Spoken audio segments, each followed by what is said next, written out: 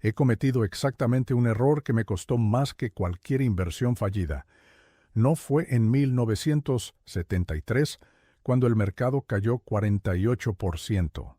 No fue en 2008 cuando el Standard Poor's 500 perdió 57% en 17 meses. Fue mucho antes, en los años 40, cuando tenía 20 años y creía que la inteligencia era suficiente, que leer libros de contabilidad y analizar balances me daba ventaja sobre el mercado. Tardé una década entera en entender que estaba mirando el problema desde el ángulo equivocado.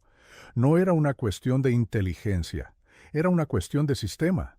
Y el sistema más poderoso que he encontrado en 99 años de vida no requiere genio.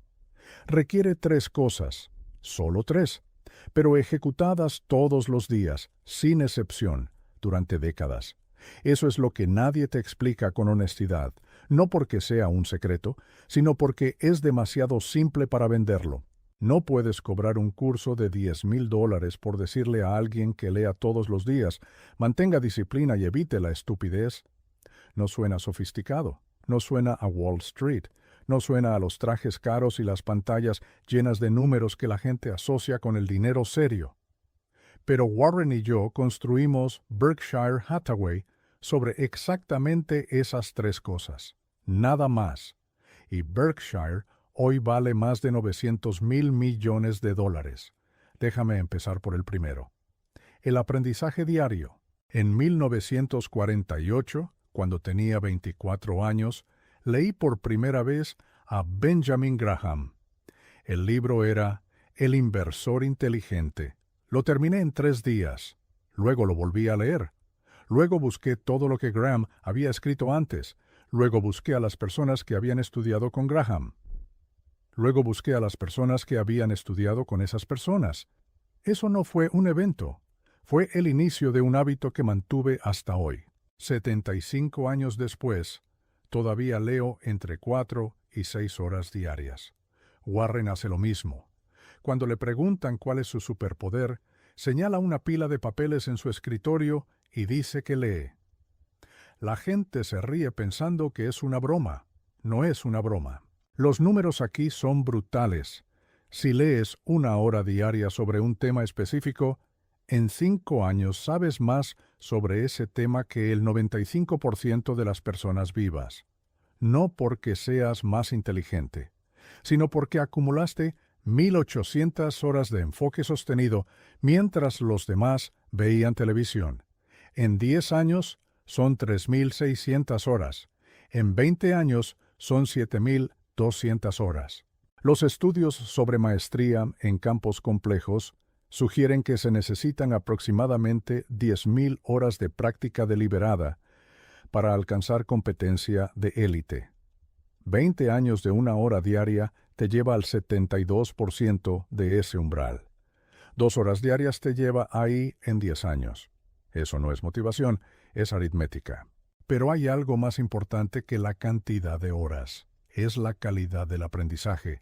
Y aquí está el error que comete la mayoría. Leen para confirmar lo que ya creen. Buscan artículos que digan que sus inversiones actuales son buenas decisiones. Buscan libros que validen su visión del mundo. Buscan podcasts que hablen bien de sus elecciones pasadas. Eso no es aprender. Eso es masturbación intelectual con consecuencias financieras severas. Yo aprendí a hacer lo opuesto. Cuando tengo una tesis fuerte, busco el mejor argumento en contra. No el argumento más débil, el que es fácil de destruir. El mejor argumento en contra, el que me hace dudar. Si no puedo destruir ese argumento, entonces mi tesis tiene un problema. En 1988, cuando Warren y yo considerábamos comprar Coca-Cola por $1,300 millones, pasé semanas buscando razones para no comprar. Analicé el riesgo de competencia de Pepsi, analicé la saturación del mercado americano, analicé los riesgos de tipo de cambio en los mercados internacionales, analicé el historial de empresas de consumo masivo en periodos de inflación alta. Solo después de destruir sistemáticamente cada argumento en contra, tomé la decisión de comprar. Hoy, esa inversión nos paga $700 millones al año solo en dividendos. Hemos recuperado la inversión inicial más de 5 veces solo en dividendos y todavía tenemos las acciones. Eso es lo que significa aprender. No acumular información, construir un sistema de pensamiento que te proteja de ti mismo. Hay un concepto que uso desde los años 50 y que Warren adoptó después. Lo llamo modelos mentales. La idea es simple. Cada disciplina del conocimiento humano, la física, la biología, la psicología, la historia, la economía, la matemática, contiene un pequeño número de ideas fundamentales que explican la mayoría de los fenómenos importantes en esa disciplina.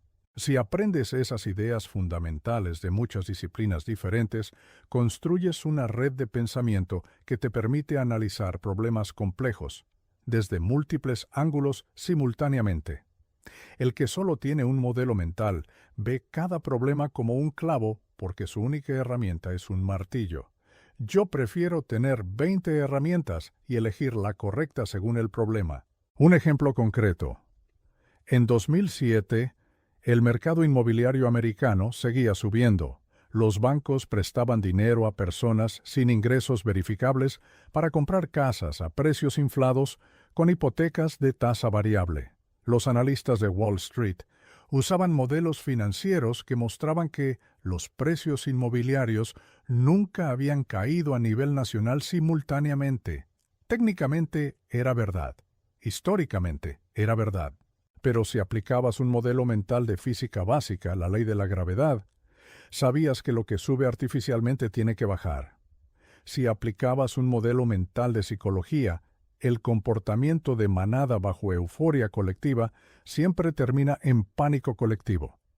Si aplicabas un modelo mental de historia, las burbujas de activos basadas en deuda siempre colapsan. Los tres modelos apuntaban en la misma dirección. Berkshire tenía $40,000 millones en efectivo en 2007, cuando todos los demás estaban endeudados comprando activos sobrevalorados. No porque tuviéramos información privilegiada, porque teníamos mejores herramientas de pensamiento. Un año después, el Standard & Poor's 500 cayó 57% entre octubre de 2007 y marzo de 2009. Los bancos que habían sido considerados demasiado grandes para quebrar necesitaron rescates de cientos de miles de millones de dólares del gobierno federal. Millones de familias americanas perdieron sus casas, y Berkshire usó ese efectivo para comprar activos de alta calidad a precios de liquidación.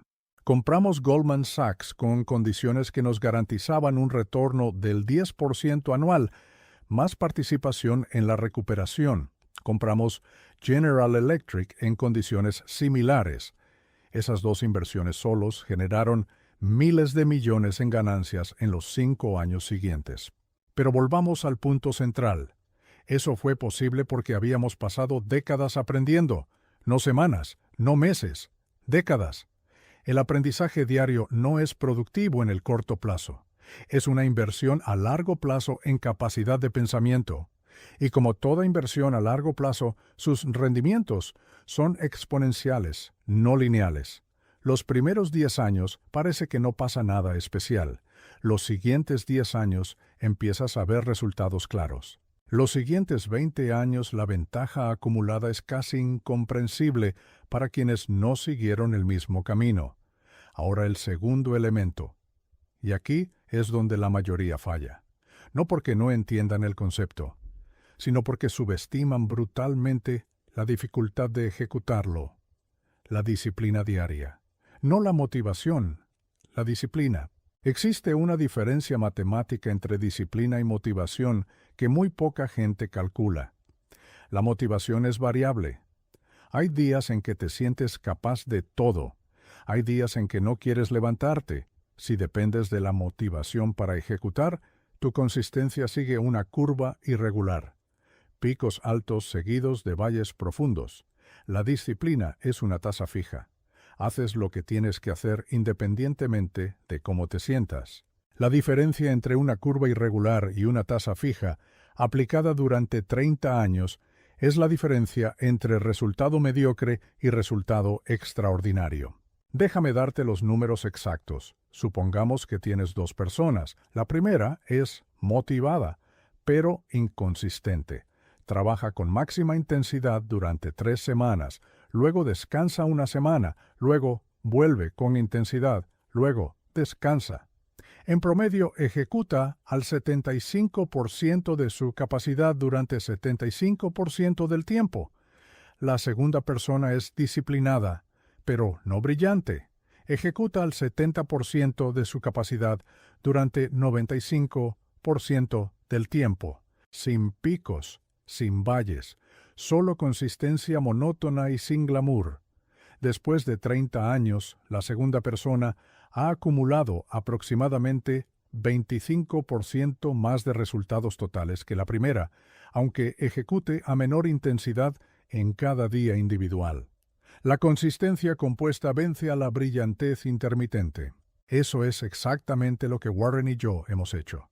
No tenemos días de genio seguidos de días de pereza. Tenemos décadas de consistencia silenciosa. Leemos todos los días. Analizamos negocios todos los días. Revisamos nuestras tesis todos los días. No cuando estamos motivados, todos los días. En 1968, cuando el mercado estaba en euforia y casi todo el mundo ganaba dinero fácil especulando, Warren y yo seguíamos leyendo reportes anuales.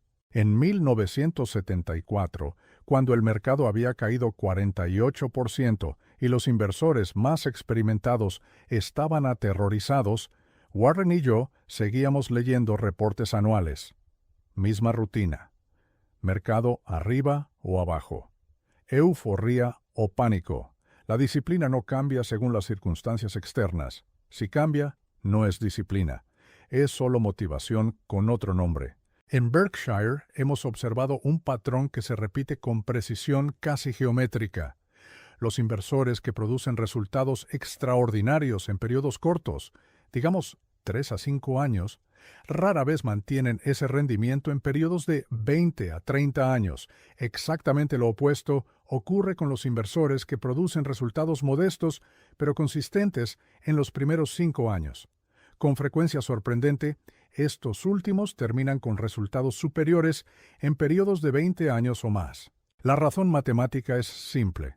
Un inversor que gana 20% 2 años seguidos y luego pierde 15% en el tercero, termina con un resultado neto de aproximadamente 18% acumulado en 3 años. Un inversor que gana 12% consistentemente durante 3 años termina con un resultado neto de 40% acumulado. La consistencia modesta vence a la brillantez volátil, siempre. La matemática no tiene excepciones. Ahora hay algo que debo decirte sobre la disciplina que nadie menciona porque es incómodo. La disciplina real no se siente bien, no hay satisfacción inmediata, no hay dopamina rápida, no hay validación de los demás. En 1972, cuando compramos See's Candies por $25 millones, nadie nos felicitó. Los analistas dijeron que habíamos pagado demasiado por una fábrica de dulces en California. Los periódicos financieros ignoraron la operación. Nuestros socios nos preguntaron si estábamos seguros. La disciplina fue seguir adelante con la tesis racional a pesar de la ausencia total de validación externa. Hoy, más de 50 años después, See's Candies nos ha pagado más de $2,000 millones en dividendos sobre una inversión original de 25 millones. Eso es un retorno de 8,000%. Pero los primeros 5 años no había señal de que eso iba a ocurrir. Solo había la disciplina de mantener una tesis racional frente a la incomodidad del silencio y la duda. Te voy a hacer una pregunta incómoda. ¿Cuántas veces has abandonado una estrategia racional porque no producía resultados visibles en 6 meses? ¿Cuántas veces has cambiado de enfoque no porque los fundamentos hubieran cambiado, sino porque te aburriste de esperar? La impaciencia tiene un costo matemático que puedo calcular con precisión. Un inversor que cambia de estrategia cada 2 años, aunque cada estrategia sea razonablemente buena, paga un costo de fricción de aproximadamente 2 a 3% anual entre impuestos de ganancias de capital, costos de transacción y pérdida de posiciones en las que el interés compuesto ya había comenzado a trabajar. 2% anual durante 30 años no suena a mucho. Sobre una inversión inicial de $50,000 al 8% anual, esos 2 puntos porcentuales de fricción representan una pérdida de $180,000 en el resultado final. 3 años y medio de salario promedio americano en 2025, destruidos por impaciencia. No por malas inversiones, no por mala suerte, por impaciencia. Ahora llegamos al tercero. Y este es el que más resistencia genera cuando lo explico, porque va en contra de todo lo que la cultura moderna te dice sobre el éxito. Evitar la estupidez antes de buscar la genialidad. La mayoría de las personas que quieren mejorar sus resultados financieros se hacen la misma pregunta: ¿qué debo hacer para ganar más? Buscan la acción correcta, la inversión correcta, el momento correcto para entrar al mercado. Pasan horas analizando oportunidades, contratan asesores, leen análisis, siguen recomendaciones, todo orientado hacia la misma dirección. ¿Qué debo agregar a mi sistema para mejorar el resultado? Yo me hago la pregunta opuesta desde los años 50. ¿Qué debo eliminar de mi sistema para no destruir el resultado? No son la misma pregunta. Producen respuestas completamente diferentes y producen resultados financieros completamente diferentes en el largo plazo. Déjame explicarte la matemática que hay detrás de esto. Supongamos que tienes un sistema de inversión que produce 12% anual de retorno bruto. Si cometes un error grave cada 5 años, un error que te cuesta 30% de tu capital, tu retorno neto anualizado cae a aproximadamente 7,8%. La diferencia entre 12% y 7,8% no parece dramática en un año, pero sobre $50,000 durante 30 años, la diferencia es entre $589,000 y $229,000. $360,000 destruidos no por falta de buenas inversiones, sino por la presencia de errores evitables cada 5 años. Evitar esos errores vale más que encontrar inversiones brillantes. En Berkshire hemos cometido errores. Los confieso públicamente porque negarlos sería deshonesto y porque analizarlos me ha enseñado más que mis aciertos. En 1993 compré acciones de Dexter Shoe Company por $433 millones.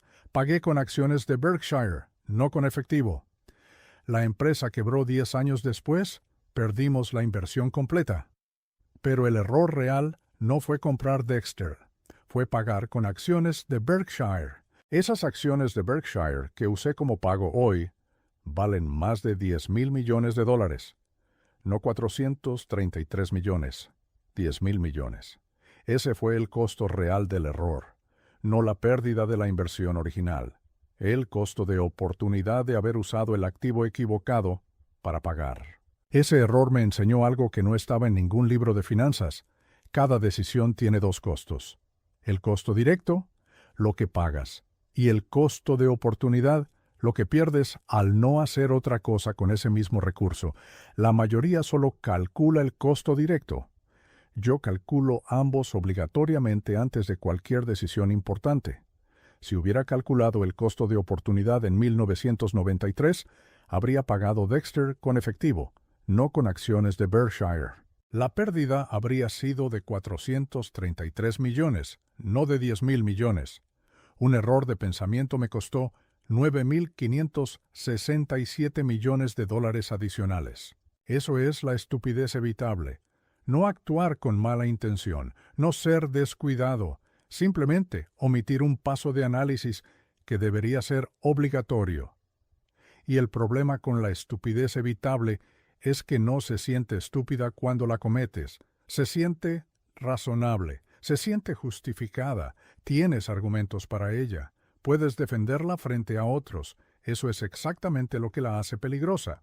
Porque en 2007 los mejores banqueros de Wall Street personas con doctorados en matemáticas de las mejores universidades del mundo, personas con décadas de experiencia en mercados financieros, tomaron decisiones que casi destruyeron el sistema financiero global, no por falta de inteligencia, por exceso de confianza.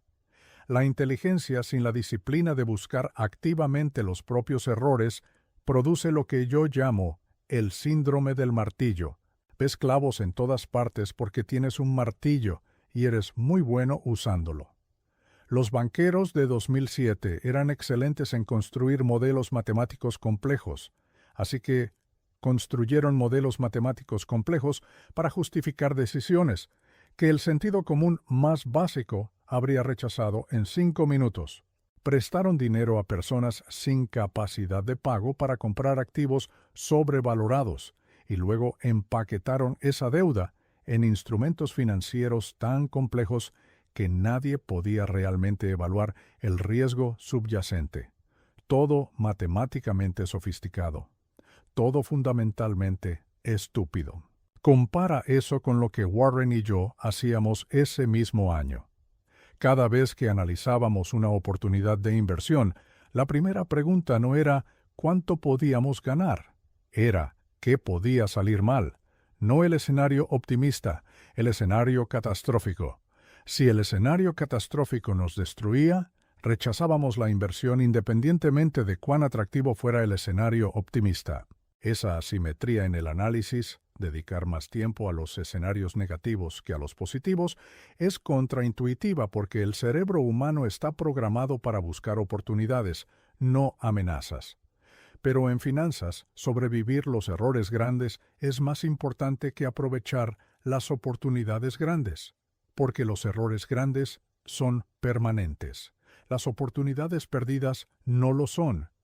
Siempre habrá otra oportunidad. No siempre habrá recuperación de una pérdida catastrófica. La regla que uso desde hace 60 años es esta. Antes de cualquier decisión importante de dinero, carrera o estructura de vida, me hago la siguiente pregunta. Si estoy completamente equivocado en esta decisión, ¿cuánto me puede costar y puedo sobrevivir ese error? Si la respuesta es que el error me destruye, no tomo la decisión independientemente de cuán probable parezca el éxito, porque las probabilidades que calculamos en nuestras cabezas son sistemáticamente optimistas. Sobreestimamos la probabilidad de éxito y subestimamos la probabilidad de fracaso. Eso no es opinión, es un resultado replicado en cientos de estudios de psicología cognitiva durante los últimos 50 años. Daniel Kahneman y Amos Tversky lo demostraron matemáticamente en los años 70. El cerebro humano tiene sesgos cognitivos integrados que producen errores sistemáticos de evaluación de riesgo, no errores aleatorios, errores sistemáticos en la misma dirección, siempre hacia el optimismo, siempre subestimando el riesgo de la acción actual y sobreestimando sus beneficios futuros. La única defensa contra ese sesgo no es ser más inteligente, es construir reglas externas que te obliguen a considerar los escenarios negativos antes de actuar. Reglas que no puedes negociar contigo mismo en el momento de la decisión, porque las diseñaste en un momento de calma, cuando el sesgo era menos intenso. Eso es lo que Warren y yo hemos hecho durante décadas. Nuestras reglas de inversión no las revisamos en el medio de un mercado en euforia. Las establecemos y las aplicamos mecánicamente. Invertimos en negocios que entendemos completamente. Nunca usamos apalancamiento que nos pueda destruir si el mercado cae 50%. Mantenemos siempre una reserva de efectivo significativa, aunque el efectivo produzca menos que las acciones en el corto plazo. Nunca vendemos un negocio excelente solo porque el precio parece alto. Esas reglas no son brillantes, son simples, pero aplicadas durante 60 años producen resultados que parecen imposibles para quienes no han visto el poder de la consistencia compuesta. Hay un concepto que quiero introducir aquí porque conecta los 3 elementos que he descrito. El aprendizaje diario, la disciplina y la evitación de la estupidez no son 3 cosas separadas. Son el mismo sistema visto desde tres ángulos diferentes. El aprendizaje diario construye el modelo mental que te permite identificar la estupidez antes de cometerla.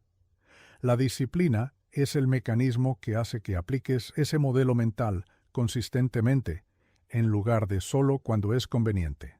Y la evitación de la estupidez es el resultado de aplicar buenos modelos mentales con disciplina constante durante décadas. Elimina cualquiera de los tres y el sistema colapsa. Piensa en lo que sucede si tienes aprendizaje y disciplina, pero no evitas la estupidez. Acumulas conocimiento, lo aplicas consistentemente, pero no tienes el filtro para identificar los errores de pensamiento dentro de ese conocimiento. Eres disciplinado en ejecutar una estrategia defectuosa.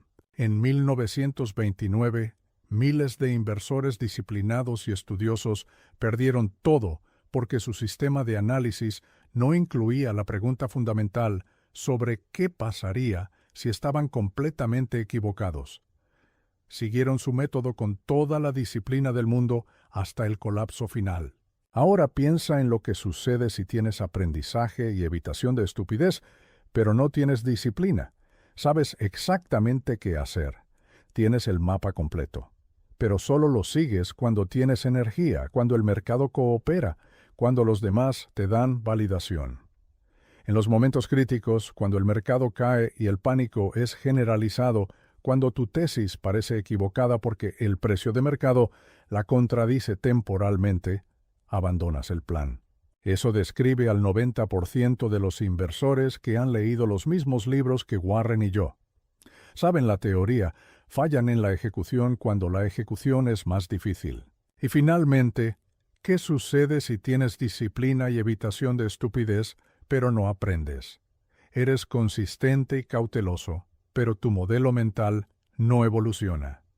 El mundo cambia, los negocios cambian, las industrias cambian. Un modelo mental estático aplicado con disciplina en un mundo dinámico produce resultados cada vez más pobres con el tiempo. En los años 50, Warren empezó como seguidor puro de Benjamin Graham, comprando empresas baratas basadas en activos tangibles. Ese modelo funcionó en los años 40 y 50, pero yo lo convencí gradualmente de que los negocios con ventajas competitivas intangibles, marcas, patentes, efectos de red, podían ser más valiosos que las empresas simplemente baratas. Sin ese aprendizaje evolutivo, Berkshire nunca habría comprado Coca-Cola, ni American Express, ni Apple.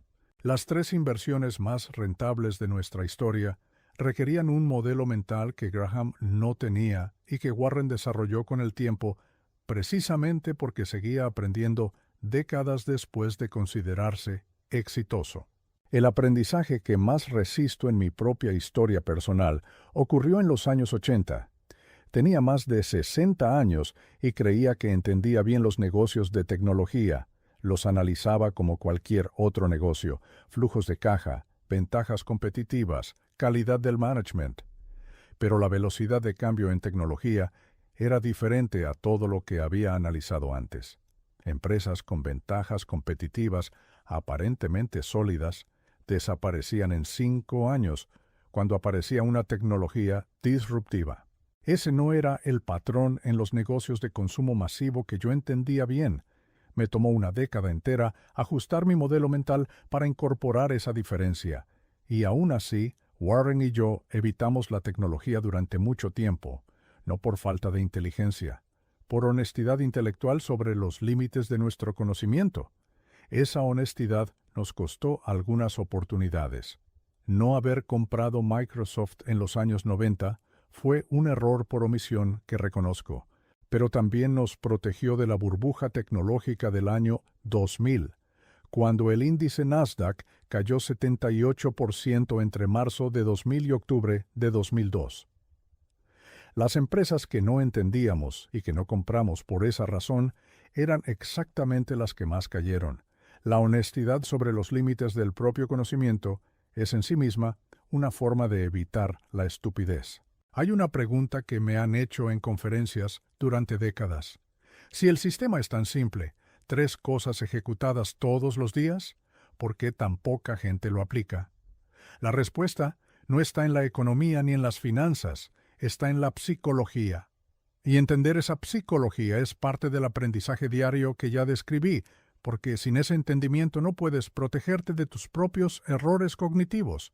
El cerebro humano evolucionó durante 200.000 años en un entorno donde las amenazas eran inmediatas y las recompensas eran inmediatas. El depredador que te perseguía requería respuesta en segundos, no en años. La fruta madura en el árbol era una recompensa disponible ahora, no en 3 décadas. Ese cerebro no estaba diseñado para evaluar correctamente las consecuencias de decisiones cuyo resultado completo solo se ve en 20 o 30 años. No es una falla moral, es una limitación de ingeniería evolutiva. El problema es que ese cerebro de 200.000 años de antigüedad tiene que tomar decisiones financieras en un mundo donde los resultados más importantes son precisamente los que ocurren en décadas, no en segundos. La consecuencia matemática de esa incompatibilidad es medible. El inversor promedio americano en fondos de inversión activa obtuvo un retorno anual de 3,7% durante el periodo de 20 años, entre 2000 y 2020, según datos del Instituto de Investigación de Empresas de Inversión. El Standard & Poor's 500, durante ese mismo periodo, produjo 6,06% anual. La diferencia no es porque los fondos activos eligieron malas acciones. Es porque los inversores individuales compraron esos fondos después de periodos de buen rendimiento y los vendieron después de periodos de mal rendimiento. Compraron caro y vendieron barato sistemáticamente, impulsados por exactamente el sesgo psicológico que describí. La diferencia entre 3,7 y 6,06% anual durante 20 años sobre una inversión de $100,000 es la diferencia entre $204,000 y $324,000. $120,000 destruidos no por malas inversiones, sino por comportamiento irracional predecible. Predecible. Esa palabra es importante. Kahneman y Tversky no solo identificaron los sesgos cognitivos, demostraron que son sistemáticos y predecibles, lo que significa que si los conoces, puedes diseñar sistemas que te protejan de ellos. No puedes eliminar el sesgo. Está integrado en la arquitectura del cerebro. Pero puedes construir reglas externas que funcionen como diques contra ese sesgo en los momentos de mayor presión emocional. Warren y yo diseñamos esos diques hace décadas. Uno de los más importantes es lo que yo llamo el principio del periódico imaginario. Antes de cualquier decisión significativa, me pregunto cómo aparecería esa decisión en la portada del periódico local de Omaha al día siguiente. No la versión favorable, la versión más crítica posible, escrita por el periodista más escéptico. Si esa portada me avergonzaría, no tomo la decisión. Si no me avergonzaría, puedo proceder. Es un filtro simple que ha evitado docenas de errores en 60 años de inversión. Otro dique es lo que llamo inversión de pensamiento. Cuando analizo una tesis, antes de buscar razones para que sea correcta, dedico tiempo igual o mayor a buscar razones para que sea completamente incorrecta. No superficialmente incorrecta. Fundamentalmente incorrecta. Trato de imaginar el escenario en que la tesis falla de la manera más espectacular posible, y luego evalúo qué tan probable es ese escenario. Si no puedo construir un escenario de falla creíble, eso no me da confianza. Me genera desconfianza, porque significa que no estoy viendo el problema completo. Los mejores analistas siempre pueden construir el argumento en contra de su propia tesis. Los analistas peligrosos son los que dicen que no ven ningún riesgo. En octubre de 2008, cuando el sistema financiero americano estaba al borde del colapso y el gobierno federal estaba inyectando cientos de miles de millones de dólares para evitar una segunda Gran Depresión, Berkshire hizo algo que pareció extraño a los observadores externos. Mientras todos los demás desinvertían, nosotros invertimos $15.500 millones en un periodo de 3 semanas. Goldman Sachs, General Electric y otras compañías de alta calidad que estaban vendiendo activos desesperadamente para generar liquidez. No porque fuéramos valientes, porque habíamos pasado décadas construyendo el efectivo y la capacidad de pensamiento para actuar exactamente en ese tipo de momento. La preparación de décadas produce la posibilidad de actuar en semanas cuando otros no pueden. Pero hay algo en esa historia de 2008 que raramente menciono en conferencias porque es incómodo de admitir. Antes de tomar esas decisiones, en el pico del pánico, hubo momentos en que yo también sentí incertidumbre, no pánico, pero sí incertidumbre genuina sobre si el sistema financiero global podría colapsar de una manera que invalidara todos los modelos históricos que había construido. La diferencia no fue que yo no sentí miedo. La diferencia fue que tenía un sistema que funcionaba independientemente de lo que yo sintiera. Las reglas eran las mismas independientemente de mis emociones. El efectivo estaba disponible independientemente del mercado. Los criterios de inversión eran los mismos independientemente del contexto. El sistema reemplazó la necesidad de valentía emocional en el momento crítico. Eso es exactamente para lo que sirve un buen sistema. Hay un cálculo que quiero hacerte ver, porque cambia completamente la perspectiva sobre el valor del aprendizaje compuesto. No el aprendizaje en abstracto, el aprendizaje que reduce errores costosos. Supongamos que un inversor promedio comete 4 errores significativos en su vida financiera. Un error de apalancamiento excesivo en los años 30 que le cuesta 20% de su capital. Un error de concentración excesiva en los 40 que le cuesta 30%. Un error de venta en pánico en los 50 que le cuesta 15% de su capital en costos de oportunidad. Un error de confiar en un asesor sin alinear incentivos en los 60 que le cuesta 10% en comisiones innecesarias. 4 errores, ninguno catastrófico individualmente, pero sobre un capital inicial de $100,000 creciendo al 8% durante 30 años, esos 4 errores reducen el resultado final de $1,106,062 a aproximadamente $427,000. $679,000 destruidos. No por malas inversiones, por 4 errores evitables en 30 años, un error cada 7 años y medio. Eso no es mala suerte, es la frecuencia normal de errores en alguien que no tiene un sistema de evitación activa. Ahora compara con alguien que ha aprendido a identificar y evitar esos 4 tipos de errores específicos. No es más inteligente en elegir inversiones, solo evita esos 4 errores. El resultado después de 30 años es el $1,106,000 completo. La diferencia de $679,000 no vino de encontrar mejores acciones.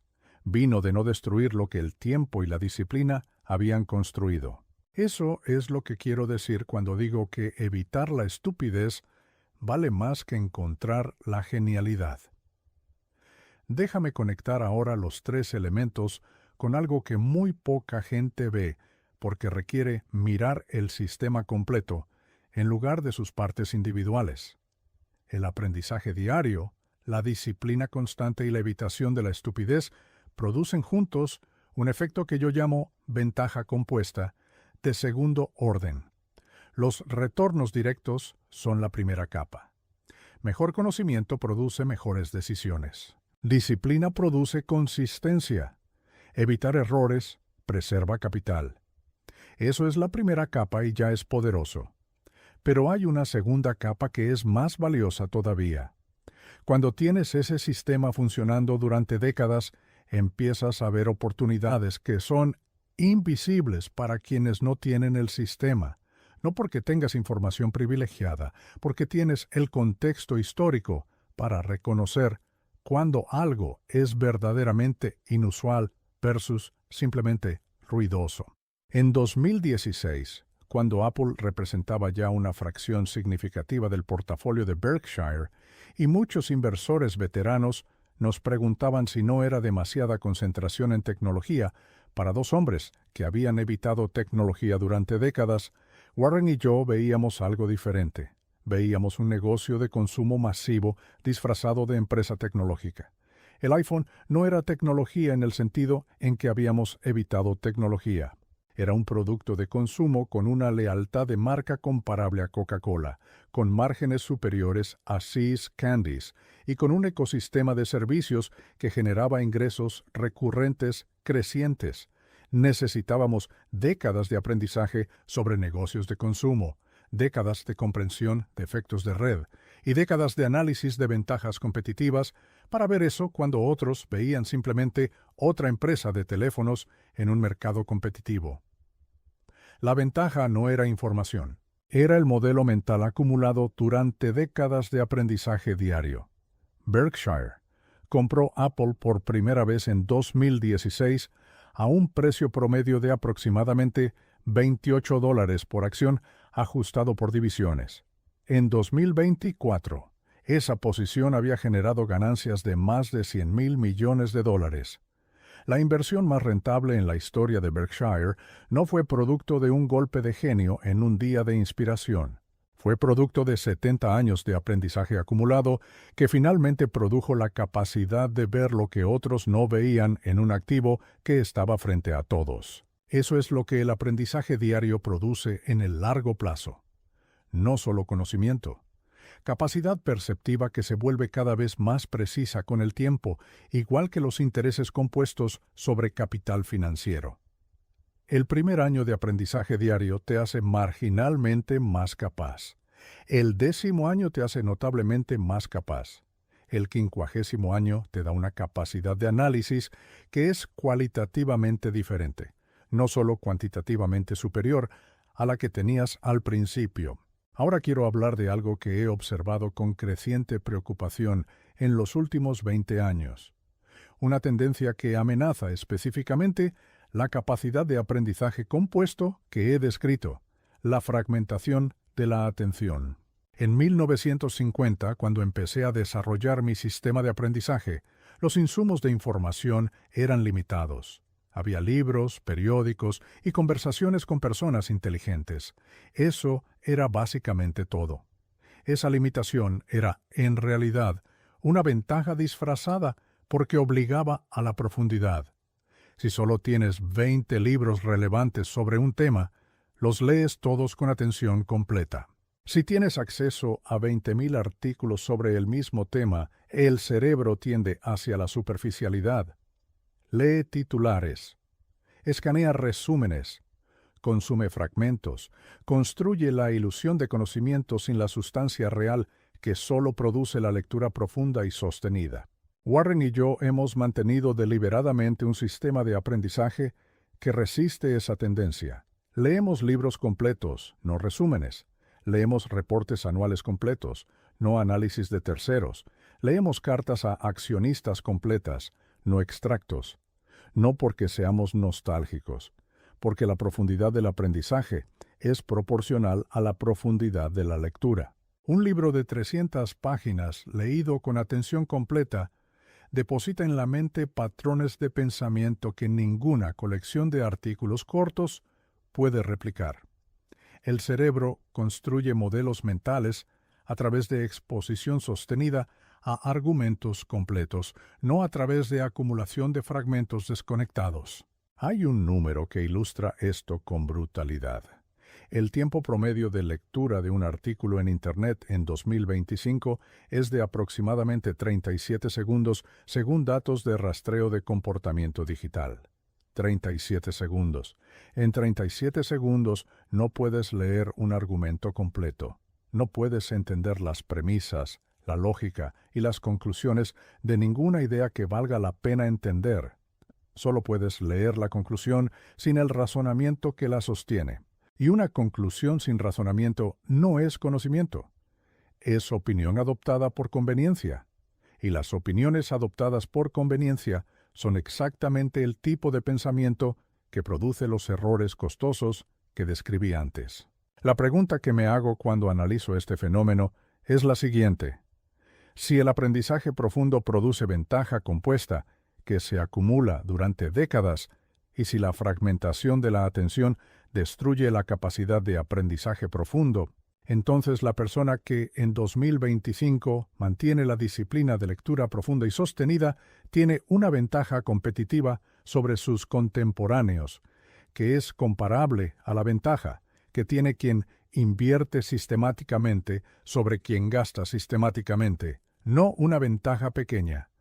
Una ventaja que se compone con el tiempo y que eventualmente produce una diferencia de capacidad que parece inexplicable a quienes no han seguido el mismo camino. Déjame darte un ejemplo concreto de cómo ese aprendizaje profundo produce decisiones diferentes. En 1999, en el pico de la burbuja tecnológica, empresas sin ingresos, sin ganancias y en muchos casos, sin un modelo de negocio claro, se vendían a valuaciones de miles de millones de dólares. Los analistas de Wall Street justificaban esas valuaciones con métricas inventadas específicamente porque las métricas tradicionales no podían justificarlas. Usuarios activos en lugar de ingresos. Tráfico web en lugar de ganancias. Potencial teórico de mercado en lugar de resultados reales. Warren y yo leímos esos análisis. Los entendimos perfectamente. Y los rechazamos no porque no entendiéramos la nueva economía, sino porque habíamos leído suficiente historia financiera para reconocer el patrón. En 1837, durante la primera gran burbuja ferroviaria americana, los inversores justificaron valuaciones imposibles con el potencial transformador del ferrocarril para la economía americana. El ferrocarril, efectivamente, transformó la economía americana, pero la mayoría de las empresas ferroviarias quebró de todas formas porque pagaron demasiado por los activos en el pico de la euforia. El potencial de la industria era real. Las valuaciones eran insostenibles. Exactamente el mismo patrón en 1999. La Internet efectivamente transformó la economía global, pero la mayoría de las empresas de Internet de ese periodo quebró porque sus valuaciones no tenían ninguna conexión con la realidad financiera.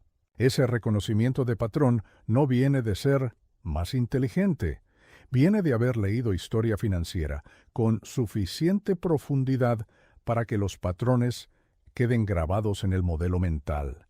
Y esa grabación solo ocurre con lectura profunda y sostenida durante años, no con 37 segundos de escaneo por artículo.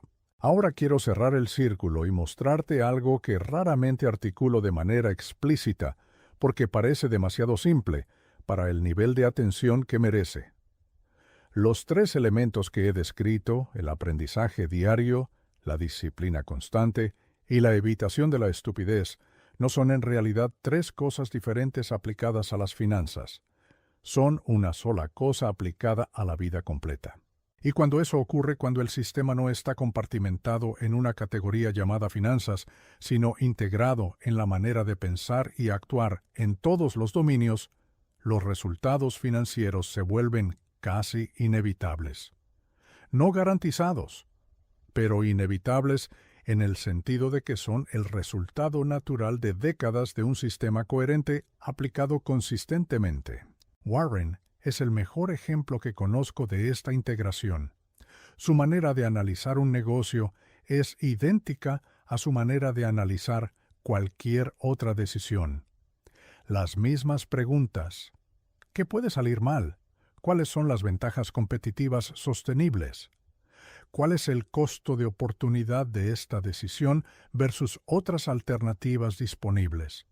¿Qué haría la persona más racional que conozco en esta situación? No cambia el sistema según el dominio, lo aplica universalmente. Y esa universalidad produce una consistencia de pensamiento que eventualmente se convierte en lo que los observadores externos llaman sabiduría, pero que en realidad es simplemente un buen sistema aplicado durante suficiente tiempo. La gente busca los trucos de Warren, sus acciones favoritas, sus métricas secretas, sus revelaciones sobre cuándo comprar y cuándo vender. Eso está completamente equivocado. No hay trucos. Hay un sistema. Y el sistema no tiene valor si lo aplicas intermitentemente. Todo su valor está en la consistencia de la aplicación durante décadas sin excepción. Déjame hacerte la pregunta que hago en cada conferencia cuando llego a este punto, no para que me la respondas a mí, para que te la respondas a ti mismo con honestidad brutal, que es el único tipo de honestidad que produce cambio real. ¿Qué porcentaje de tus horas de vigilia en los últimos 30 días dedicaste a aprendizaje profundo sobre temas que impactarán materialmente tu situación financiera en los próximos 20 años? No contabilices el consumo de noticias financieras. No contabilices los podcasts escuchados mientras haces otra cosa. Solo el aprendizaje profundo, sostenido, con atención completa, orientado hacia modelos mentales de largo plazo. Dame un número honesto. Si ese número es inferior a 5% de tus horas de vigilia, entonces, independientemente de cuánto estés ganando hoy, estás acumulando una deuda de capacidad de pensamiento que eventualmente te costará más que cualquier inversión fallida. El segundo resultado de 99 años observando personas construir y destruir riqueza es que la diferencia entre los que terminan bien y los que terminan mal rara vez se explica por inteligencia, educación formal o acceso a oportunidades. Se explica por la presencia o ausencia de un sistema consistente aplicado durante suficiente tiempo. Las personas con sistemas ganan. Las personas sin sistemas pierden. Eso aplica en inversiones, en negocios, en carreras y en prácticamente todo dominio donde los resultados se acumulan en el tiempo. La buena noticia, si es que la hay en todo esto, es que el sistema que he descrito no requiere genio. No requiere capital inicial significativo, no requiere conexiones privilegiadas, ni información especial. Requiere 3 cosas que cualquier persona puede hacer mañana por la mañana. Aprender algo nuevo con profundidad. Ejecutar una prioridad racional independientemente de la motivación. Y antes de cualquier decisión importante, hacerse la pregunta de ¿qué puede salir completamente mal y si se puede sobrevivir ese escenario? Esas 3 cosas mañana no producen nada visible. Esas 3 cosas durante 30 años producen resultados que parecen imposibles a quienes no entendieron el mecanismo. Esa es la diferencia entre pensar en semanas y pensar en décadas. Y esa diferencia, más que cualquier otra variable que he observado en 99 años, es la que separa a las personas que terminan con recursos suficientes para vivir con dignidad de las que terminan dependiendo de sistemas de pensión, diseñados para la mediocridad colectiva, y no para la prosperidad individual. No te voy a decir qué hacer con esta información. A mis 99 años he aprendido que decirle a la gente qué hacer es casi siempre una pérdida de tiempo. Lo que sí puedo decirte es esto. Cada día que pasa sin aplicar el sistema es un día de interés compuesto que no trabaja para ti. Y a diferencia del dinero, que puedes ganar de nuevo si lo pierdes, el tiempo no tiene recuperación posible. El día de hoy, una vez que termina, tiene un costo de oportunidad permanente e irrecuperable. Esa es la única verdad financiera que he encontrado en 9 décadas de búsqueda que no tiene ninguna excepción, ningún matiz y ninguna condición especial. El tiempo perdido no vuelve. El sistema que no empezaste hoy tendrá que empezar mañana, con un día menos de ventaja compuesta, en un juego donde cada día importa más de lo que el cerebro humano puede intuir de manera natural.